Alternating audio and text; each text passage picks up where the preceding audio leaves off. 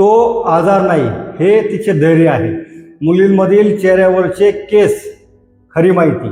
एका हुशार मुलीचं अभिनंदन झालं नाही, तिला लोकांनी नावं ठेवलं की ती वाईट दिसते म्हणून.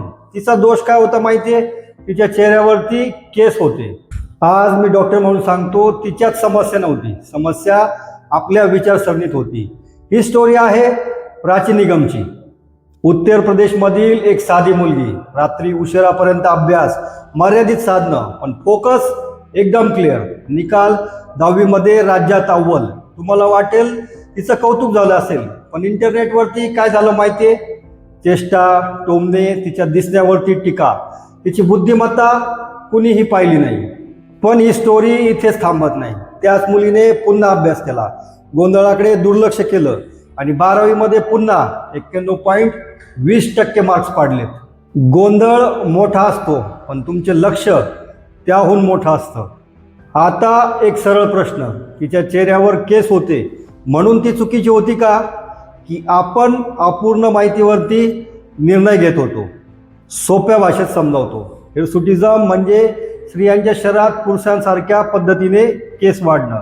हे अनेक वेळा नैसर्गिक असतं आणि हा नेहमीच आजार असतो असंही नाही. याची कारणं काय काय असू शकतात? तर नंबर 1, हार्मोनल बदल. स्त्रियांच्या शरीरातही काही प्रमाणात पुरुष हार्मोन्स असतात, काहींमध्ये ते जास्त असतात, त्यामुळं चेहऱ्यावरती केस दिसतात. दुसरं, पॉलिसिस्टिक ओव्हरी सिंड्रोम, PCOS. आजकाल अनेक मुलींमध्ये आढळणारी स्थिती आहे. याची लक्षणं काय आहेत? तर अनियमित मासिक पाळी, चेहऱ्यावरती मुरुमाचे डाग, वजन वाढ, चेहऱ्यावरती केस. पण लक्षात ठेवा, फक्त केस दिसले म्हणजे PCOS असतोच असंही नाही. तिसरं, अनुवंशिकता. आई किंवा आजीमध्ये असेल तर हे पूर्णपणे नैसर्गिक आहे. चौथं, शरीरातील साखरेचे संतुलन बिघडणे. शरीरातील साखरेचे संतुलन बिघडलं की हार्मोन्स बदलतात आणि केसांची वाढ होते. यावर उपचार उपलब्ध आहेत, पण ते कोणते कारण आहे त्यावर अवलंबून आहेत.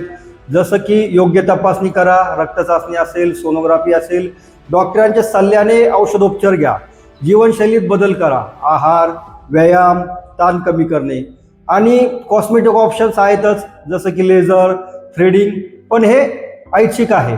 इंटरनेटवर पाहून स्वतः उपचार सुरू करू नका. आता खरा प्रश्न त्या टोमण्यांचा. त्या वयातल्या मुलींवर परिणाम काय होतो? सततची चिंता राहते, आत्मविश्वास कमी होतो, स्वतःबद्दल शंका उपस्थित होते. एक अव्वल येणारी मुलगी आरशासमोर उभी राहून विचार करत असेल की मी अशी का दिसते? समस्या केसांमध्ये नाही, समस्या आपल्या बोलण्यात आहे. आपण फिल्टर्स लावलेल्या फोटोंचं सौंदर्य मानतो आणि वास्तवाला दोष देतो. आपण आजार समजून घेत नाही, पण दिसण्यावरती निर्णय घेतो. ज्या मुलीवर तुम्ही असलात ती आजही पुढे चालली आहे, कारण तिच्या चेहऱ्यावर केस असतील पण तिच्या मनात यशाची दिशा आहे. आजार दिसतो पण स्वभाव दिसत नाही, आणि आजकाल लोक उलटच निर्णय घेतात. डॉक्टर म्हणून एकच सांगतो, रुग्णावर हसू नका, आजार समजून घ्या. हा व्हिडिओ पुढे पाठवा, कारण कुठेतरी एखादी मुलगी आजही स्वतःशी झगडते आहे. तिला सांगा, तू एकटी नाहीस. नमस्कार, मी डॉक्टर गोरे. पुढच्या व्हिडिओमध्ये भेटू. Take care, stay kind.